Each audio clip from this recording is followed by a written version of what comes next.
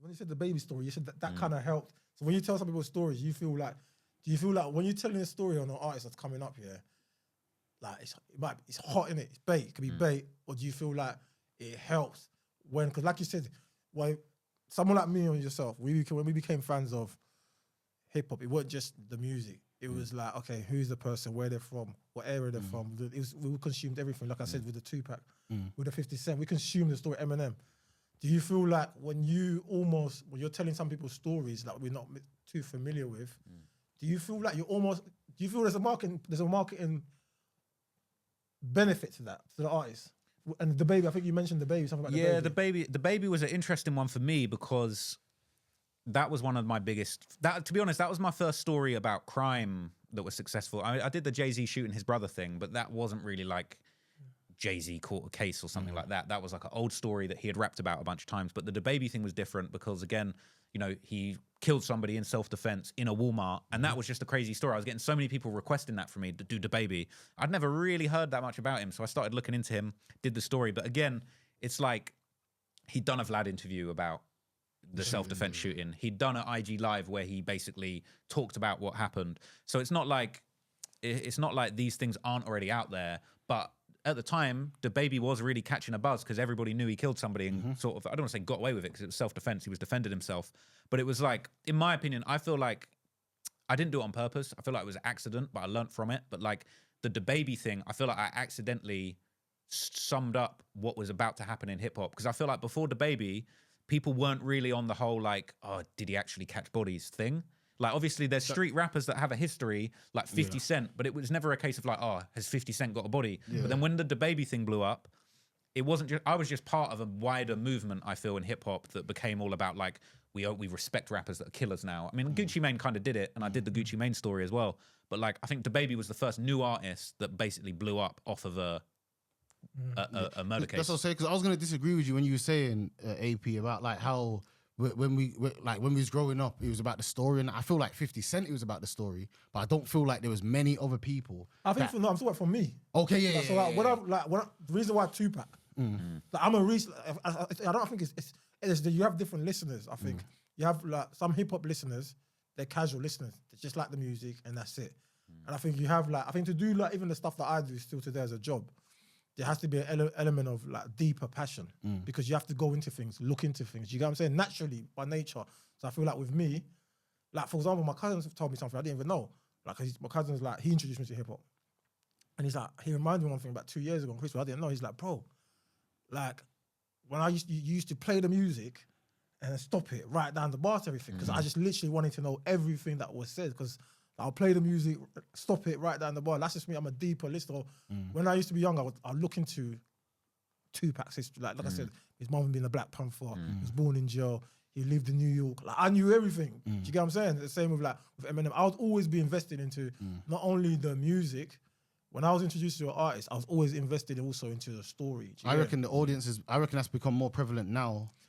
Do you know what? I mean, yes or no? I reckon. I'll tell you why, yes or no. The reason why I kind of disagree with you is a lot of the time, when we was growing up, if you remember, they were marketing artists with their story.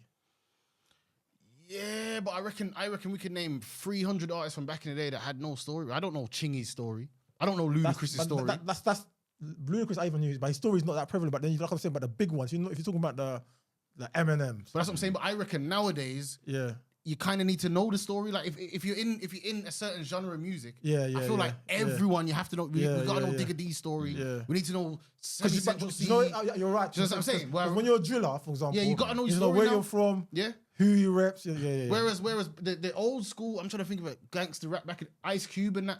Capping, you get what I'm saying? But you and knew we was that, okay do you know with that. Do you know but I'm saying, but we knew they were from Compton and stuff like that. That's what I'm saying, yeah, but we don't know if they actually done anything. Bare people's from bad areas, but like Roddy Ricch is from a hood in Compton or LA or something, but we don't know his story like that. So, but I reckon nowadays, to be in a certain genre, I feel like we have to know that he's done something. Especially in drill and in drill, I think drill and street rap, drill and street rap, I feel like we have to know you done something, or you're not even going to be valid in the culture type of thing. You're not even going to be valid if we know that. Come on, bro. We couldn't have a Slim Jesus in drill nowadays. You know, remember Slim Jesus? Yeah. We couldn't have him in drill nowadays. You get laughed out the room. It's a weird one because I feel like I feel like we had one. Did we have a Slim Jesus? I don't know if we've ever had anyone like that. I feel like America's had a couple Slim Jesuses, but we haven't had one. Yeah, I hear you. Like a guy from that's trying to do the drill thing, but you can just tell it ain't real. I don't know. But like, I think you're right. You know, I think nowadays, I think just over the years, people have just kind of gotten bored and they want to see something new. They want to see a rapper with a new story. And it's sad, but the truth is, it's like, bro, we've seen a guy that's killed somebody now. With DaBaby, we need a guy that's killed too. That's why King Von thing was so potent. And again, that's why I find it frustrating, because it's like, I feel like I really did my research on Von, and people want to say, oh, it's cap. But it's like, bro, Von was all about I kill people. Yeah, making it known. Like, I literally kill people and rap about it. That was his thing. Though, some of the tweets that King Von was saying, you can't guarantee that he was talking about this specific situation. That's fair. However, though, obviously it looks like it because you killed someone and 10 minutes later you said, hey, someone just died. And guess who that was? The thing with Von, though, the thing I find frustrating with Von is that people constantly say, like, bro, you don't know. But I feel like it's a lot of like street guys that are just trying to look tough and project the whole like no snitching, like we don't talk on the streets thing. But when Von was alive, nobody would have dared said to Von's face, you're capping, you didn't kill anyone. Nobody, because obviously we knew that he killed them people. Every song he's talking about, I got 7 bodies. I got 3 + 4 bodies. I got several bodies. I literally catch bodies, beat the body and catch more. This guy's got lyric after, and nobody would have said to his face when he was alive, that's cap, you're not catching bodies. Because he was. And it's like now that he's dead, again, I think it's more about people maybe disliking what I do than thinking it's not true. Because it's like, bro, people, they're only listening to Von because of the real bodies. He was a great rapper as well. He was a talented shooter and rapper at the same time. It just is what it is. He was great at rapping. But like, bro, when Von was around, nobody was saying, oh, it's cap, he didn't do any of that stuff. And it's like, I just wanted to definitively, once and for all, with that documentary, just sit down and be like, okay, look, Von raps that he's got 7 bodies. Let me just see. Let's see if with Google I can find out who those 7 people are, and then is there any additional proof that I can put forward that he was involved in this? And like the tweets, it's like, bro, this guy's tweeting about taking somebody's face off 17 minutes after a murder. Yeah, sure, that's not proof. But the P5 geezer got his face shot off, and Von's tweeting about it all day, talking about early bird catches the worm, all this stuff. He died at some stupid o'clock. And it's just like, bro, was it him that put Von? Oh no, that's another. Sorry, Von.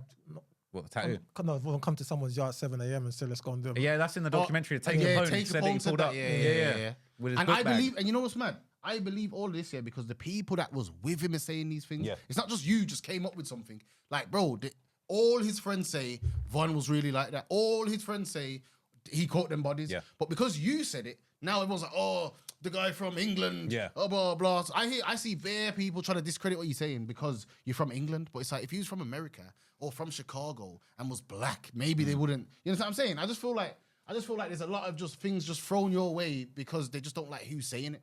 The thing with that is that I find funny is it's just like, bro, it is what it is, bro. I'm a nerdy white guy with glasses from Bognor, like, is what it is. But the knowledge that I have is up there, and you can't really deny that. Like, it's like, oh, why, we're not going to listen to your documentary because you're a boring white guy from England. But it's like, bro, I'm the one that sat down and did the work and made that documentary. Anybody else?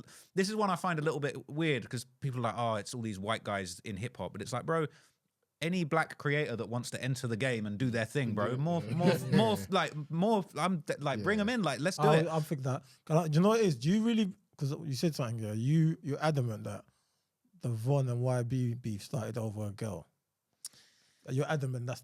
You're standing by that. There's more to it, and I do say in the documentary there's a few other clues, because there was one rumor that I mentioned was that Von had a tweet where he basically tweeted at Youngboy like, you need to hurry up and clear that verse or something. So there was another thing that there was some tension that basically like there was maybe a verse or a collab that was supposed to happen and didn't happen.